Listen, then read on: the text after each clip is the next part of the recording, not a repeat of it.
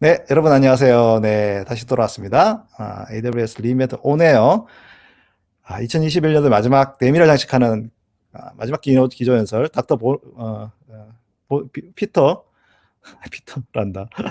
네, 워너버게스 박사님, 네, 기조연설, 네, 요약을 해드리도록 하겠습니다. 네, 제가 제일 좋아하는 기조연설이고요. 오늘 또 재밌는 내용이 진짜 많았고, 또 재밌는 그 에피소드도 많았습니다. 그래서 그것도 같이 이제 소개를 해드리도록 하겠습니다.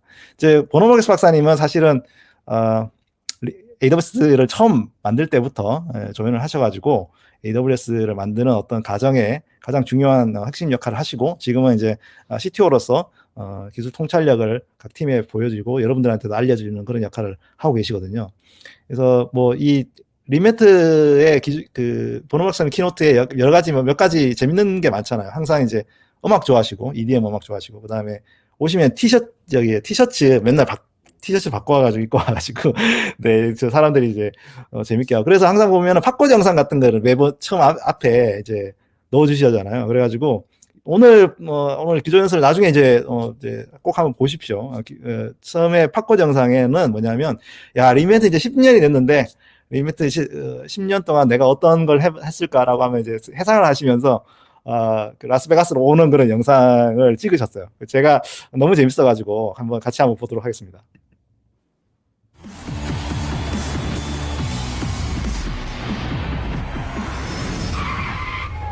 Nope.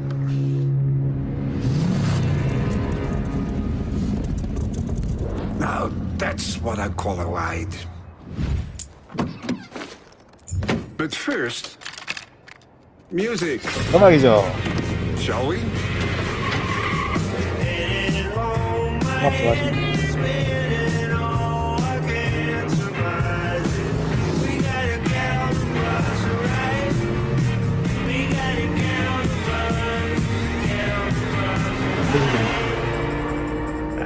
리멘트 가는 길입니다.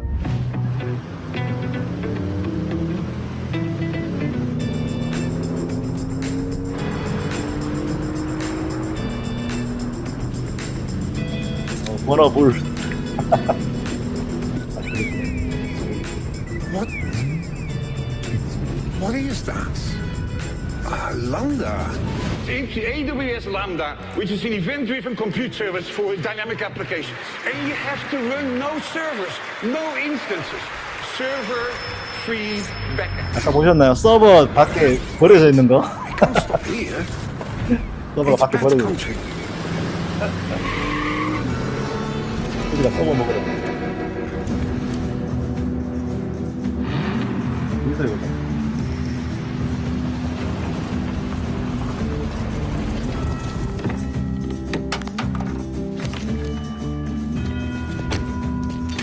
여기 앉아가지고.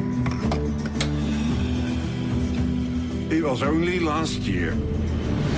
작년에 It's never been a better time to use your knowledge, skills, and talents to make a difference in the world. I know the way. 출발하셔야 Yes, I will find you. Can you believe it? 10 years. Is the light. 10 years of reinvent. I know the way. From 2012 to 2021, a celebration of innovation on behalf of our customers. I'm ready, Las 혁신을 Vegas. 축하합니다. Are you? 오, 라스베가스가 오셨다. 그러면서 이제 Please 등장을 welcome 하십니다. the Chief Technology Officer of Amazon.com, Dr. Werner Vogels. 이 음악은 보노그레스 박사님 등장 음악이에요. 항상 쓰더라고요.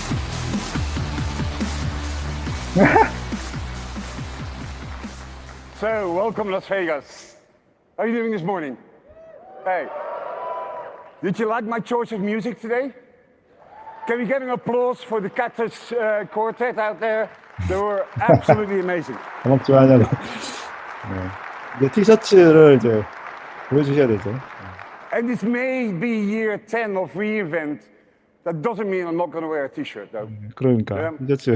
But I've make sure, 네. I've realized that many of you have little insight into the 80s punk Oh. and new wave era. 제 티셔츠는 여러분들 이제 보시고 싶으시면 영상을 보십시오. 네. 벌써 15년, 클라우드 15년, 그리고 이제 리미트 10년, 이걸 얘기하면서 이제 본호글 박사님 얘기하신 걸 좀 빨리 요약을 좀 해드리도록 하겠습니다.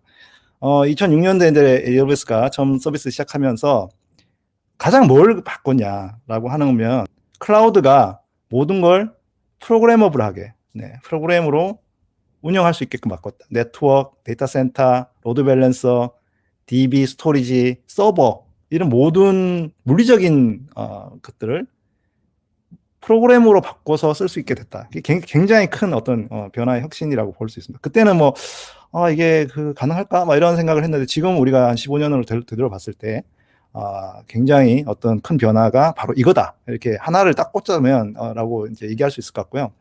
2006년도에 그 아마존 EC2 가상 서버를 처음 시작할 때 3개 인스턴스 타입으로 시작을 했어요. M1 Small, M1 Large, M1 X Large. 근데 지금은 인스턴스 패밀리도 엄청나게 많고 인스턴스 타입도 475개 정도의 인스턴스 타입을 만들고 있습니다. 그러니까 정말 엄청난 큰 발전을 했고 고객의 어떤 니즈에 맞춰가지고 정말 많은 어떤 발전을 보여주는 가장 대표적인 서비스라고 볼 수 있겠고요. 작년에 저희가 맥 인스턴스 보여줬죠. 오늘 딱 시작하자마자 다들 이제 뭐 시작하자마자 5분도 안 돼갖고 아마존 EC2 M1 맥 인스턴스 타입 이렇게 오픈하신 것을 설명을 해주셨어요. 진짜 이게 이제 왜 중요한지를 우리가 좀 생각을 해봐야 돼요. 왜냐하면은 이 기존에 이제 우리가 그 ARM 기반의 서버 그래피톤도 이제 저희가 소개를 해드려서 기반 우리 워크로드를 올리고 있는데, 근데 개발자들이 데스크탑 개발하는 개발 그 서버랑 그다음에 운영하는 그 정식 그 프로덕션 서버가 이게 사실 이 환경이 같아야 되잖아요. 네.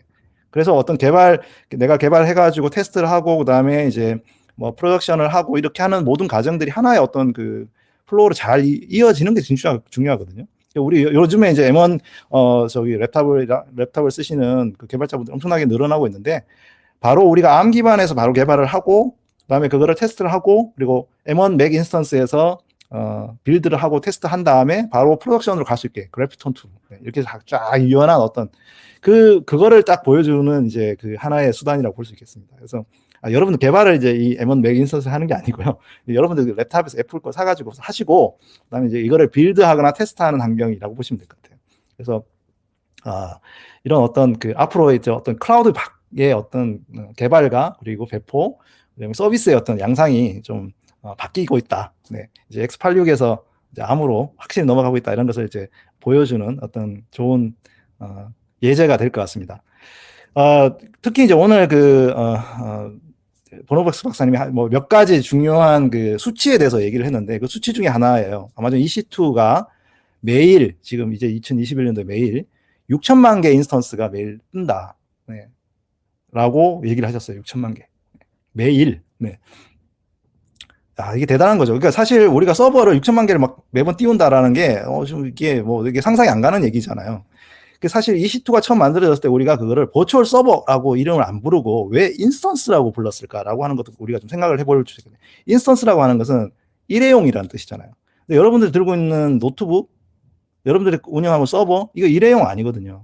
되게 이제 한 3년 정도의 감가상각을 하고, 뭐 5년 정도, 최대 5년까지 쓰는 어떤 물리적 장비잖아요. 근데 그걸 그냥 쓰고 버린다? 그런 개념은 이제 사실 말도 안 되는 개념이었단 말이죠. 근데 지금 우리가 이 인스턴스라는 개념이 너무,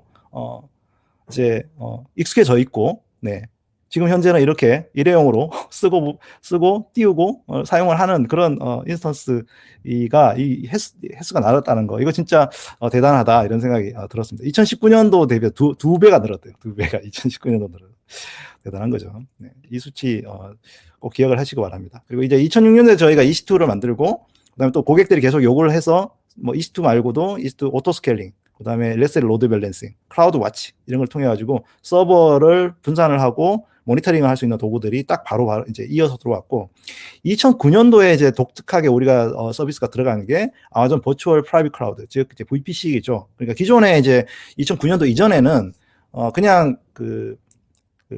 퍼블릭 IP, 그러니까 이제 일반적인 인터넷 IP랑 그다음에 퍼블릭 네트워크 안에서 흔히 이제 저희가 디폴트라고 부르는 디폴트 VPC라고 부르는 거에 안에서 그냥 운영을 했었어요. 근데 2009년도부터는 사설 네트워크, 그러니까 우리가 이제 뭐 회사 내부 또는 데이터 센터 내부에서 서버들 사이에 사설 네트워크를 구성을 하듯이 그런 구성하는 것을 이제 클라우드에서 도입을 할 수 있게 된 거죠. 이게 엄청난 큰 변화였고, 그리고 이제 지금 현재는 이런 VPC 기반으로 진짜 많은 어떤 서비스가 붙어 있어요. 그러니까 뭐 일반적인 아마존 S3에도 VPC 엔드포인트가 붙어 있고, 그리고 이제 뭐 VPN도 되고, 그다음에 뭐 그리고 일반 클라우드 프론트 안에 나가 있는 그 팝에 들어 있는 거 글로벌 엑셀레이터라든지 클라우드 프론트 이런 것들이 다 VPC랑 연결이 돼 있고, 뭐 VPC와 VPC 간의 뭐 트랜짓 게이트웨이라고 하는 것들을 통해 가지고 이제 VPC 리전 간의 VPC 연결한다거나 이런 부분도 다 이제 가능해져 있죠. 그래서 우리가 진짜 그 이 네트워크라고 하는 백본, 그러니까 아마존이 갖고 있는 백본을 기반으로 해서 더 안전하게 그 컨텐츠와 애플리케이션 배포하고 운영을 할 수가 있습니다.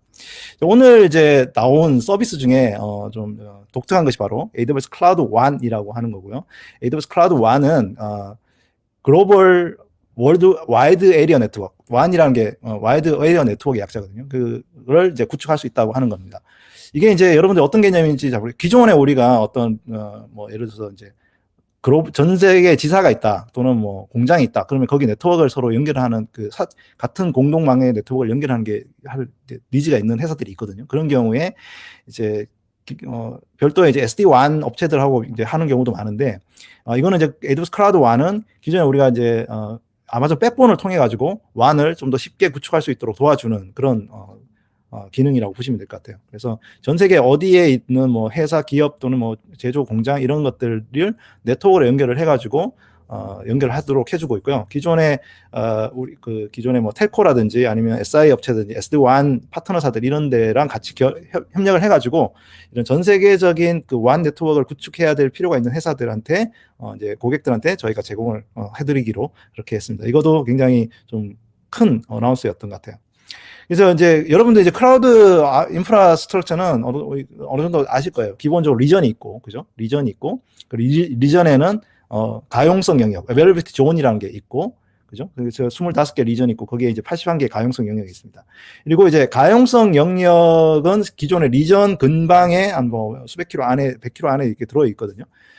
이제 가용성을 높이기 위해서 데이터 센터들을 이제 그룹핑을 해가지고 그 1개 이상의 데이터 센터를 가용성 영역에 두고 또 그거를 이제 3개 이상의 가용성 영역을 하나의 리전에 두는 이런 방식으로 사용을 하는데, 그럼에도 불구하고 리전하고 조금 멀리 떨어져 있어가지고 어떤 레이턴시가 좀 문제가 되는, 예를 들어 뭐 10ms 미만의 레이턴시 작업이 필요한 그런 작업들 같은 경우에는 필요하죠. 그래서 그런 위해서 저희가 로컬 존이라는 걸 만들었고요. 이 로컬 존이라고 하는 거는 예를 들어서 이제 미국을 생각을 해보면 미국에 오레곤 리전이 있고 로스앤젤레스에 뭔가 동영상 인코딩하는 회사가 있다. 그러면 조금 거리가 멀잖아요. 그러면 레이턴시가 10ms 이상은 납니다. 기본적으로 비트의 속도의 이슈 때문에. 그러면은 작업들을 좀 더 쉽게 하기 위해서 로스앤젤레스 대도시에다가 로컬 존을 두고 있어요. 그래서 저희가 14개의 로컬 존을 주로 미국 지역에다가 이렇게 대도시 위주로 이렇게 구성을 했었는데, 이번에 이제 어나운스한 것이 내년에는 30개 새로운 로컬 존을 전 세계에다가, 특히 이제 남미, 그다음에 아프리카, 유럽 지역에다가 이제 제공을 한다. 호주까지 해서 제공한다. 이런 어떤 어나운스를 했습니다. 뭐 그 외에도 이제 웨브랭스 존에 5G망이 있고, 저희 FAB이라고 해서 클라우드 프론트 이 컨텐츠 배포 네트워크가 이제 제공이 되고 있죠. 근데 이제 많은 분들이 이 지도를 보시고 보니까 한국하고 일본 이쪽 동북아 지역에는 없네. 왜 없어? 이렇게 좀 안타깝다 이런 생각하시는데, 뭐 그렇게 생각하실 필요가 없어요. 왜냐하면 동북아 지역은 워낙 인터넷이 빨라요. 그러니까 그렇기 때문에 로컬전이 사실상 필요 없죠. 한국에서 사실 10ms 레이턴시 이상 올라가는 데가 저는 없다고 보거든요. 그래서 지금 보시면 로컬전이 새로 이제 선정되는 걸 보면 유럽에서도 동구 유럽, 네, 서부 유럽이 아니고 동구 유럽, 그리고 이제 남미 지역, 그리고 아프리카 지역, 그리고 이제 호주도 이제 대륙이 크잖아요. 그러니까 호주에 이제 그 동서 지역도 엄청 멀거든요. 그렇기 때문에 그런 지역에 이제 로컬존을 이제 생성을 할 것 같습니다. 그래서 너무 안타깝게 생각 안 하셔도 됩니다. 네. 그리고 이제 이 리전과 그리고 리전에 관련된 인프라 외에도 온프라미스 환경에 저희가 제공해드리는 게 있죠. 그래서 아웃포스트라고 해서 42개가 들어가는 렉 짜리 렉을 저희가 제공을 해드렸고, 이번 이제 리인벤트에 아포스 1U, 2U짜리 그 서버 렉에 들어가는 딱 서버들을 이제 공급을 하게끔 이렇게 정식 출시를 했습니다. 그래서 뭐 예를 들어서 이제 뭐 가게라든지 아니면 병원이라든지 이렇게 이제 작은 사이트에서 서버가 뭐 몇 개 필요할 때 들어가고, 이제 원유 같은 경우는 그래피톤 칩이 들어있는 인스턴스가 들어가더라고요. 그래서 그런 어떤 차이, X86이랑 그다음 그래피톤을 선택할 수도 있는 그런 부분도 있고요. 자, 그리고 또 여기서 벗어나는 게 아니라 벗어나서 또 멈추지 않고 IoT, 네, 수십억 개의 그 사물 인터넷 뭐 센서나 아니면 장비들을 지원해주는 그런 서비스도 저희가 제공하고 있죠. FreeRTOS라고 하는 OS, 인베디드 OS, 그리고 그린그래스라고 하는 이제 디바이스 운영 체제, 그리고 이제 IoT 코어, 데이터 처리해주는 IoT 코어, 그리고 제조 현장에서 좀 더 쉽게 기계의 뭐 예지 정비라든지 아니면은 비전을 통한 어떤 뭐 공장 내에 어떤 위험을 신호를 찾는다든지 이런 것들을 해주는 어떤 서비스도 저희가 제공을 해드리고 있고, 여기를 또 이제 조금 더 이제 벗어나면 아예 인터넷이 잘 안 되는 공간, 인터넷이 아예 안 돼서 데이터 처리하기 힘든 곳을 제공해주는 이제 러기지 엣지 지역에도 저희가 AWS 스노콘이라고 이제 작은 하드디스크 같은 작은 이렇게 뭐랄까요, 이렇게 도시락만한 사이즈의 그 저장 장치도 있고, 그다음에 스노볼 엣지라고 그 데이터를 카피해가지고 이제 클라우드에 올려줄 수 있는, 예. 그래서 여기 엣지가 있어서 컴퓨팅도 들어있어요. 람다 함수가 이게 로컬에서 돌아갈 수 있게끔 해서 컴퓨팅도 있고, 그리고 또 스노우모빌이라고 해가지고 그 엄청 큰 트럭을 둬가지고 뭐 수십 페타바이트 정도 되는 데이터도 쉽게 카피해서 옮길 수 있도록 해주는 이런 어떤 기능도 제공을 해주고 있죠. 뿐만 아니고 이제 넥스트 프론티어로 여기서 끝나는 게 아니고 우주까지. 네, 그래서 이제 위성에서 오는 데이터들도 수집해가지고 제공해주는 이제 그라운드 스테이션이라는 서비스도 제공을 해드리고 있죠. 사실 이렇게 그 온프라미스, 그러니까 일반적인 클라우드 인프라뿐만 아니라 온프라미스, 그다음에 IoT, 그다음에 러기지 환경, 그다음에 우주까지 이렇게 클라우드가 진짜 에브리웨어예요. 모든 곳에 클라우드가 있다. 네. 그리고 이런 어떤 인프라 환경에 사용되는 서비스들을 또 엄청나게 이제 모든 것을 사용을 하고 있고요. 여러분들이 뭐 데이터 분석이라든지, 그다음에 컨테이너라든지, 뭐 인공지능, 스토리지 이런 것들이 다 이제 분산돼 있어서 우리가 이제 쉽게 애플리케이션을 만들고 사용할 수 있다라는 부분들을 이제 설명을 해주셨어요. 특히나 이런 서비스들을 다 이제 통괄적으로 우리가 IAM이라고 하는 그 권한 인증해주는 서비스가 있잖아요. 예. 이 IAM이 진짜 중요한데, 왜냐하면 우리가 모든 것들을 이제 권한과 그다음에 인증 이런 것들을 처리하는 것들이 중요하고 보안적인 측면에서, 그래서 이 IAM이 이렇게 많은 서비스와 뭐 엄청난 그 규모에서 보안을 양쪽에 다 달성하는 것이 쉽지 않잖아요. 근데 이 스케일과 스퀘어 이런 부분들을 달성하기 위해서 엄청나게 그 저희가 서비스 확장에 노력하고 있고, 초당 지금 현재 할퍼 밀리언, 네, 밀리언은 10억이잖아요. 할퍼면 5억 건이라는 거예요. 초당 5억 건의 API 콜이 들어온다라는 겁니다. 네, 진짜 대단하죠. 네. 그래서 이런 어떤 그 확장성과 그 보안을 이제 같이 하기 위해서 엄청난 투자와 또 성능 개선과 이런 것을 하고 있습니다. 그러면서 이제 이런 얘기를 하셨어요. 가알즈로라고 이제 여러분들 들어보셨는지 모르지만, all complex system that works involve from simple system that works. 이게 무슨 말이냐면 복잡한 시스템이 우리가 있는데 그게 동작을 하려면 아주 간단한 시스템이 동작하는 것부터 진화해야 된다는 거예요. 그러니까 처음 아주 간단한 시스템도 동작하지 않는데 그게 진화해가지고 복잡한 시스템이 될 리가 없다는 겁니다. 그래서 처음에 아주 간단한 시스템부터 동작을 하는 것이 복잡한 시스템이 돼서도 충분히 동작을 한다. AWS가 지금 뭐 200개 있는 서비스가 있는데 그게 처음부터 아주 동작하는 시스템들로 만들어졌고, 그래서 지금도 좀 복잡해 보이지만 잘 동작을 한다라는 것들 이제 설명을 하시면서 이제 그 AWS가 어떤 식으로 서비스를 만드는지를 설명해 주셨어요. 우리가 프레임워크가 아니라 프리미티브라는 걸 만든다라고 설명을 했거든요. 그래서 이 프리미티브라는 건 예를 들어서 우리가 마차를 만드든지 자동차를 만드든지 뭐 스포츠카를 만드든지 트럭을 만드든지 간에 각각의 어떤 기능을 동작하기 위한 프리미티브들이 있다는 겁니다. 네. 뭐 예를 들어서 뭐 바퀴, 뭐 휠, 뭐 이런 것들이 다 프리미티브고, 뭐 제가 이제 잘 예를 드리는 건 뭐냐면 한국이면 비빔밥을 예를 들어요. 비빔밥에 뭐 당근도 있고 계란도 있고 양파도 있고 뭐 고추장도 있고 근데 이걸 잘 비벼서 먹으면 맛있게 먹잖아요. 근데 여러분들 어떤 사람은 양파 싫어하는 사람도 있고 어떤 사람은 뭐 당근 싫어하는 사람도 있고 그래서 근데 당근이랑 양파도 또 각각의 맛이 있잖아요. 자기 고유의 어떤 기능이 있어요. 그런 걸 이제 프리미티브로 합니다. 재료라고 볼 수 있죠. 그래서 우리가 어떤 기능을 만들 때 하나의 그 각각의 맛과 어떤 기능을 하는 것들을 썩더라도 충분히 맛있는 것들이 나와요. 비빔밥이라는 게 만들어지는 것처럼 이 프리미티브가 굉장히 중요하다. 그래서 우리가 이 그 어떤 시스템에 이렇게 볼트나 아니면 뭐 레버나 아니면 바퀴나 이런 것들이 하나의 프리미티브인데 그런 것들이 다 AWS 서비스다. 이렇게 이제 설명을 해주셨어요. 네. 아마 여러분들도 그렇게 생각하고 계실 것 같습니다. 그러면서 이제 AWS에 너무 많은 서비스가 있다. 200개의 서비스가 있고 이것들이 다 이 복잡해 보이는 서비스도 각각의 하나하나는 다 프리미티브로서 이제 운영이 되고 있는 거죠. 그러면서 이제 아주 재밌는 얘기를 해주셨어요. 네, 한번 여러분들 들어보시고 제가 답변을 계속 설명을 드리겠습니다. 네. 자, 그러면 요거. 네. Now, we have well over 200 of these simpler machines, of these services. And believe me, I know it's sometimes overwhelming, but remember, you have asked for this. Yeah? It is basically your fault.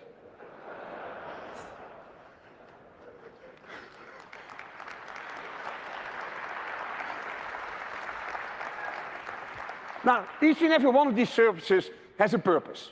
Yeah, and about, I think, sort of 95% of them have been created by your feedback. Really helping you build exactly those things that you want to build. Now, 네. 지금 하신 말씀 어떤 거냐면 이런 거예요. 어떤 사람은 굉장히 서비스 너무 많다라고 하시는 분이 계시는데, 그거 알고 있다. 그렇지만 이거는 여러분들이 원해서 만든 거다. 결국은 이거는 여러분들 잘못이다. 이제 얘기를 농담 삼아 하시면서 95%의 피드백을 이 서비스들이 95%의 서비스는 여러분들의 피드백에서 만들고 각각의 서비스는 각각의 필요의 기능을 갖고 있고 네, 그런 식으로 이제 설명을 해주셨습니다. 네, 아주 이제 재밌는 아주 그 키노트 장면이었어요. 그뿐만 아니라 우리가 여러분들 이제 새로 나오는 서비스 있잖아요. AWS에서 새로 나오는 서비스들도 그러면 이 서비스들은 또 뭐 아주 처음부터 만드냐? 아니에요. AWS에 있는 서비스들을 가지고 프리미티브를 갖고 또 서비스를 만듭니다. 그러니까 뭐 굉장히 많은 서비스가 있지만 그 서비스들도 AWS의 다른 프리미티브들 서비스들을 연이어서 만든다는 거죠. 예를 들면 레이크 포메이션 같은 경우도 보면은 아마존 아테나나 S3 이런 어떤 기능을 동작하고 있고 다른 서비스와 다 연계에 대해서 서비스가 만들어지고 있고 또 AWS 앱러너 같은 경우도 컨테이너 빌드 서비스인데 뭐 파게이트도 붙어 있고 코드 파이프라인 붙어 있고 이게 다른 서비스하고 다 연계돼서 붙어 있습니다. 그리고 AWS 앰플리파이도 이게 프론트엔드 개발자들을 위한 일종의 그 배포 도구인데요. 여기에도 앱싱크부터 해가지고 람다, 뭐 아메드3 이런 서비스들이 다 이렇게 붙어서 이런 서비스를 구성하고 있어요. 많은 분들이 AWS 명명법에 대해서 궁금해서요. AWS 앰플리파이가 있고 아마존 S3가 있는데 도대체 AWS가 붙는 거랑 아마존이 붙는 거 차이가 뭐냐 이렇게 물어보시는 분들 계시거든요. 제가 좀 쉽게 생각을 해드리면 아마존이 붙는 거는 프리미티브 서비스라고 보시면 됩니다. 굉장히 그 자체로 동작을 하도록 독립적으로 동작할 수 있도록 해주는 서비스가 아마존이라는 이름이 붙고요. 저희가 생각을 했을 때 AWS라는 이름이 붙는 거는 프리미티브 서비스들하고 연계가 되거나 아니면 프리미티브 서비스를 조합을 하거나 결합을 하거나 아니면 프리미티브 서비스를 도와주는 것들이 AWS라는 이름이 붙어요. 네, 아시겠죠? 구분하실 수 있어요. 저도 옛날에 이 200개 앞에 아마존이 붙냐 AWS 붙냐 진짜 궁금했거든요. 진짜 어려웠거든요. 근데 쉬워요. 예를 들어서 AWS Elastic Beanstalk을 생각해 보십시오. AWS Elastic Beanstalk은 EC2, ELB, RDS 이런 서비스들을 연결해주는 해가지고 뭐 쉽게 이제 뭐 파이썬이나 아니면 뭐 PHP나 자바 그 프로그램 얹어가지고 바로 배포해줄 수 있게 해주는 서비스거든요. AWS 그 Elastic Beanstalk은 그 자체로 프리미티브가 아니에요. 프리미티브 서비스들을 이렇게 연결을 해가지고 배포해주는 서비스인 거죠. 네. 그래서 지금 이 AWS Amplify 같은 경우도 개발자들, 특히 프론트엔드 개발자들을 통해 가지고 좀 더 스케일하고 확장성 있게 모바일 앱이나 웹 앱을 배포할 수 있도록 해주는 그런 서비스인데 프론트엔드 개발자들은 사실 HTML, CSS, 자바스크립트만 하는 게 아니라 이런 다양한 걸 다 알아야 되잖아요. API도 알아야 되고 서버도 알아야 되고 인프라도 좀 알아야 되고 이런 것들을 좀 더 쉽게 하기 위해서 이번에 출시된 게 AWS Amplify Studio입니다. 스튜디오 아시겠죠? 딱 들어보면 IDE구나 이렇게 생각이 들어요. 그 세이지메이커 더 스튜디오라고 하죠. 그래서 이 앰플리파이 스튜디오를 통해서 하면 여러분들이 프론트엔드 앱 개발을 쉽게 하고 바로 배포까지 이제 쉽게 해줄 수 있는 장점이 있습니다. 그래서 프론트엔드 개발자 분들은 클라우드 어렵다고 이게 공부하기 힘들다고 늘 생각하고 계셨는데 이 앰플리파이 스튜디오를 한번 꼭 활용해 보시기를 이제 권장을 드립니다. 그리고 이제 이런 어떤 우리가 제가 말씀드렸잖아요. 처음에 말씀드린 게 클라우드가 좋은 게 뭐냐? 모든 물리적인 자원들을 다 API로 구성할 수 있게 됐다. 그리고 서비스를 프로그래머블 하게 만들 수 있다. 이게 이제 고객들도 그런 것들을 통해 가지고 점점 이제 많은 예제를 만들고 그것들을 이제 제공을 해주고 이렇게 하면서 우리가 사용을 하게 된 거거든요. 우리가 클라우드가 쉬운 게 뭡니까? 이게 장비는 카피 앤 페이스를 할 수가 없잖아요. 물리적 장비는. 근데 코드는 카피 앤 페이스가 되는 거죠. 저는 그런 생각이 들거든요. 우리가 프로그래밍을 배울 때 남들이 만든 코드 그리고 이런 것들을 보고 배운 거죠. 웹이 굉장히 발전한 것도 그런 이유거든요. 그래서 이 API가 사실은 그런 고객 센트릭한 이노베이션을 가능하게 이제 해주고 있고, 그 중에 대표적인 것이 바로 이제 우리 클라우드 API들이고요.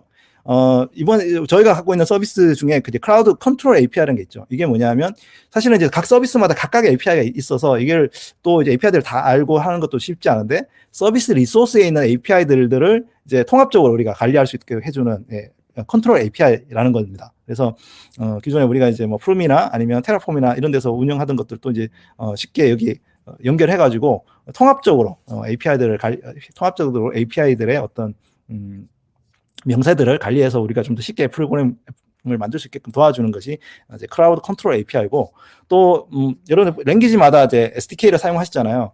근데 이번에 이제 새로 이제 프리뷰로 이제 나온 것이 스위프트, 코틀린 그리고 러스트 이렇게 나왔습니다. 기존의 랭귀지든 다 지원하고 있지만 스위프트는 이제 애플 그 iOS 앱 개발하는 분들, 그 자바 개발하시는 코틀린을 위해서, 러스트도 굉장히 요즘은 핫한 그런 랭귀지죠. 이런 랭귀지를 통해 가지고 이제 SDK도 저희가 프리뷰로 제공했다는 소식도 같이 전해주셨습니다.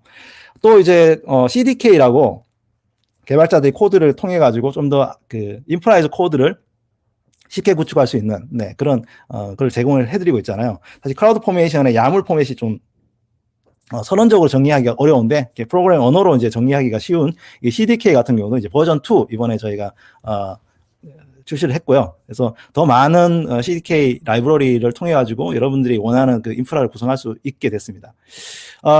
뿐만 아니라 이 CDK 라이브러리를 좀 더 쉽게 찾아야 되잖아요. 이게 아까도 제가 뭐 카피 앤 페이스트 얘기했는데, 또 남들이 만든 라이브러리 갖고 와서 갖다 써서 이제 개발을 하는 것도 굉장히 중요하지 않습니까?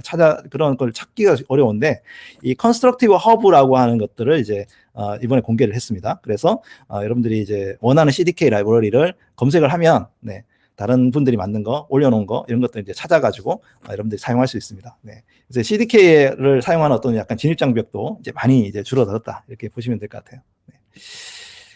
자, 이제 마지막 단계로 넘어가고 있는데, 아까 피터 디산티스 키노트에도 그 지속 가능성, ESG 경영 요즘 이제 핫하죠. 굉장히 중요하게 생각을 하고, 뭐 개발자들이 나는 그냥 내가 ESG하고 뭔 상관이 있어라고 생각하는 경우가 많은데, 요즘 경영에서 이 부분이 굉장히 중요합니다. 여러분들이 개발을 하실 때도 이 부분에 대한 부분을 염두에 두고, 또 경영 CEO라든지 아니면 다른 비즈니스 하시는 분들하고도 이 부분을 늘 생각을 해야 돼요. 그래서 피터 디산티스가 작년에 그런 얘기를 했어요. 그린 에너지란 뭐냐? 에너지를 안 쓰는 거다. 에너지를 안 써야지. 에너지를 쓰는 게 그린 에너지. 그래서 우리가 데이터 센터를 우리가 사용을 하면, 아까도 말씀드렸잖아요. 80% 가까이 전력량이 축소가 되고, 그리고 여러분들이 또 인스턴스도 안 쓸 때 끊어오면 안 쓰는 거잖아요. 그렇기 때문에 여러분들이 이런 그 CDK 이런 그 ISE를 통해 가지고 인프라를 제어하고, 그리고 최소한 그 자원들을 안 쓰는 것이 바로 그린 에너지 쓰는 거다. 중요한 그 개념입니다. 그래서 개발자들이 이 지속 가능성, 그린 에너지 정말 중요하다, 이런 얘기들을 이제 하고 계세요. 그래서 이런 그린 에너지 또는 이제 지속 가능성에 대해서 AWS가 담당하는 부분이 있고, 또 여러분이 담당하는 부분이 있잖아요. AWS는 데이터 센터 인프라 이런 모든 부분에서 컴퓨팅의 새로운 칩들 이런 거에서 저희가 지속 가능성을 추구한다면, 여러분들은 만드는 애플리케이션, 플랫폼, 그리고 데이터 스토리지 사용하는 양들을 줄임으로써 그 지속 가능성을 확보할 수 있고요. 가장 좋은 그 방법은 뭐냐? 그 일을 저희한테 떠넘기는 거예요. 그 떠넘기는 가장 좋은 방법은 서버리스 환경을 구성하는 겁니다. 원래 이번 리인벤트 때도 서버리스 관련한 서비스 많이 늘어났잖아요. 그 얘기 뭐냐면 서버리스는 여러분들이 해야 될 일들을 저희가 하는 거예요. 그렇기 때문에 서버리스 환경으로 구축을 하면 더 많은 전력량을 줄이는데 앞장설 수 있다. 네. 그래서 이 부분은 좀 우리가 좀 장기적으로 늘 생각을 해야 될 영역일 것 같아서 이제 설명을 드렸어요. 그래서 이제 그 2012년도에 그 보노보스 박사님 리벤트 때 뭐냐고 그랬냐면 그 불 항상 끄고 다녀라. 어른들이 늘 하는 잔소리 같은 건데 불 끄고 다녀라고 하는 것처럼 그 당시에 이제 2012년도에 저희가 이제 리벤트 만들면서 하면서 이제 뭐 ELB라든지 이 서버에 대한 EC2에 대한 개념이 아주 초창기였기 때문에 그런 얘기를 하면서 이런 얘기를 하셨거든요. 서버는 항상 끄는 거야라고. 네. 안 쓰는 서버는 끄세요라고 하고 그렇게 얘기를 해 주셨는데 똑같은 얘기예요. 지금도 그거 유효합니다. 그 진리는 변하지 않는다. 네.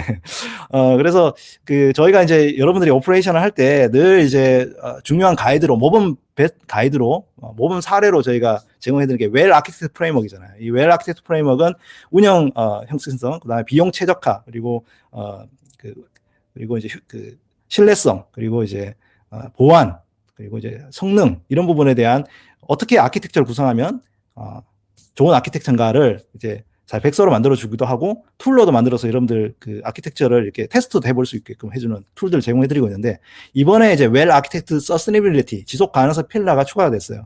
그래서 여러분들이 아키텍처를 구성하고 운영할 때 이런 지속 가능성에 대한 걸 염두에 두고 앞으로 운영을 해야 된다는 측면에서 새로운 필러를 넣었기 때문에 이런 부분들 꼭 고민을 하시고 해주시면 좋겠습니다. 또 이제 개발자들이 이런 AWS 클라우드를 운영할 때 또 제일 중요한 게 뭐냐? 커뮤니티에서 질문 답변하는 거예요. 저희 AWS 한국 사용자 모임도 2만 명이 있고 거기에 항상 질문 답변이 올라오고요.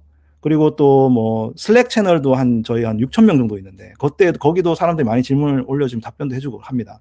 근데 사실 이제 기존에 사실은 뭐 스택 오버플로우를 쓰든 슬랙 채널을 쓰든 막 이랬었거든요. 근데 뭔가 통합된 어떤 자료도 없고 그리고 저희 이제 직원들이 도와줄 수 있는 자료도 별로 없고 사실 AWS 포럼이 있는데 또 굉장히 옛날 UI잖아요. 그래서 이번에 AWS 리포스트라고 하는 커뮤니티 기반의 Q&A 서비스를 런칭을 했습니다. 저희 이제 직원들도 답변을 달고 여러분들 커뮤니티에 계신 분들도 답변을 달고 그래서 일종의 AWS 스택 오버플로우다 이렇게 보시면 될 것 같아요. 그래서 앞으로 이제 좀 질문 답변이 있으시면 이제 AWS 리포스트에다 올려서 질문도 해주시고 또 저희 뭐 한국어로도 이제 질문 답변 했으면 좋겠어요. 여기도. 네, 그래서 많이 이용해 주시면 좋겠다라는 의미에서 이제 출시 소개해 주셨습니다.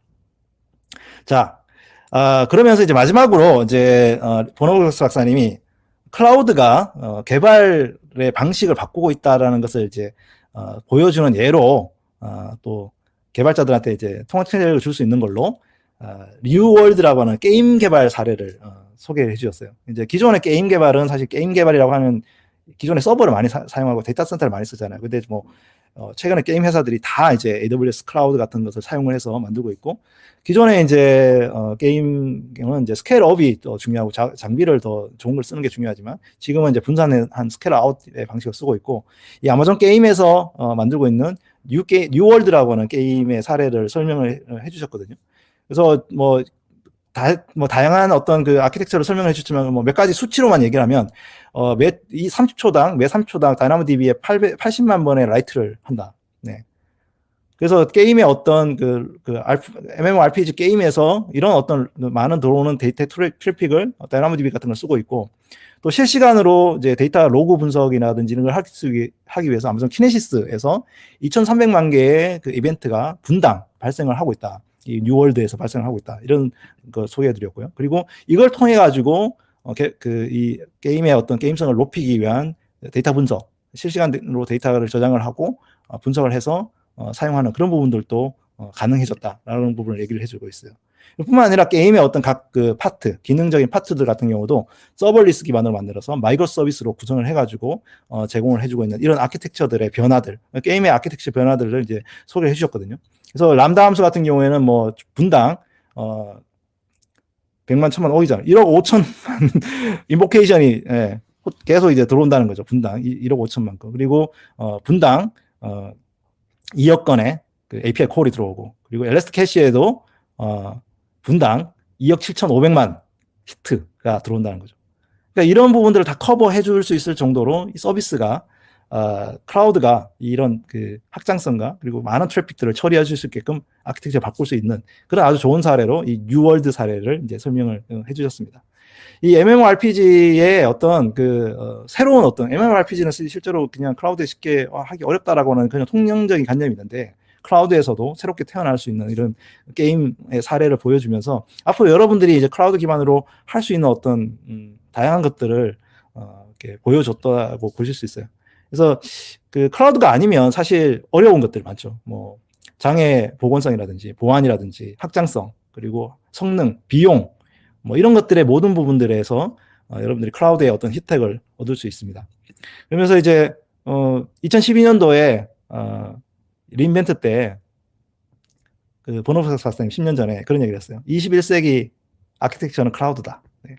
근데 그게 벌써 10년이 지났는데 그때 그런 명제가 사람들이 뭐 클라우드로 뭐 다 할 수 있어? 라고 생각을 했던 것들이 지금 이미 그것들이 현실화돼 있다라는 것을 보여주면서 야 10년 동안 진짜 생각이 많이 바뀌었구나 이런 생각을 하게 됐습니다. 이제 그러면서 이제 보노프스 박사님의 주요한 그런 멘트죠. 자, 이제 많이 배웠으니까, 이제 알게 됐으니까, 가서 이제 만들어라. go build, now go build. 라고 하시면서 이제 키노트를 마치셨습니다.